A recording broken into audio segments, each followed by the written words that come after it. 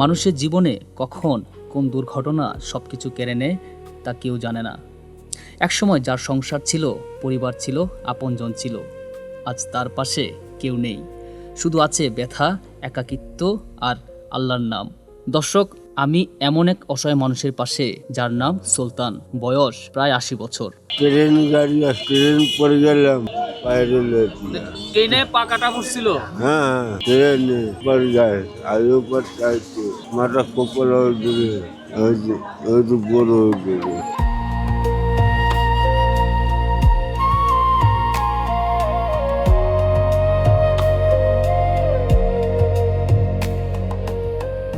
Train দুর্ঘটনায় তিনি হারিয়েছেন তার একটি পা। মাথায় গুরুতর আঘাত পাওয়ার কারণে এখন ঠিকমতো কথাও বলতে পারেন না। হাঁটার জন্য নেই হুইল চেয়ার, নেই ক্রাচ, নেই কোনো সহায়তা। মাটিতে হাত ভর দিয়েই চলতে হয় তাকে। প্রতিটি পদক্ষেপ যেন অসহনীয় যন্ত্রণার সাথে যুদ্ধ। আছে দেশে আছে, বউ আছে, মেয়ে আছে, খাবার আছে। আপনার স্ত্রী কোথায়?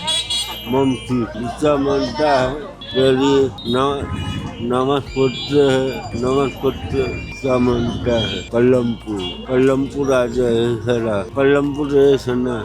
একসময় তার স্ত্রী ও পরিবার ছিল, কিন্তু অসুস্থ হয়ে পড়ার কারণে সবাই তাকে ফেলে রেখে চলে গেছে। আজ তিনি সম্পূর্ণ একা। খাবার জোটে না ঠিকমতো, চিকিৎসা তো দূরের কথা, সারা শরীর তীব্র ব্যথায় ভুগছেন প্রতিদিন। তার জীবনের এখন একটাই চাওয়া, বাকি জীবন নামাজ পড়ে আল্লাহকে ডেকে শান্তিতে কাটিয়ে দিতে চান তিনি।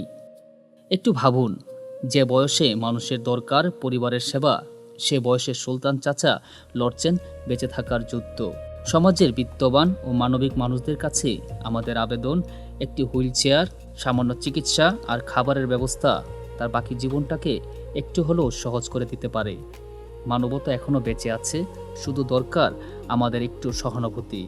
মানুষ মানুষের জন্য। ক্যামেরা আশিককে সঙ্গে নিয়ে আমি সোহেল রানা, ঢাকা প্রেস, ঢাকা।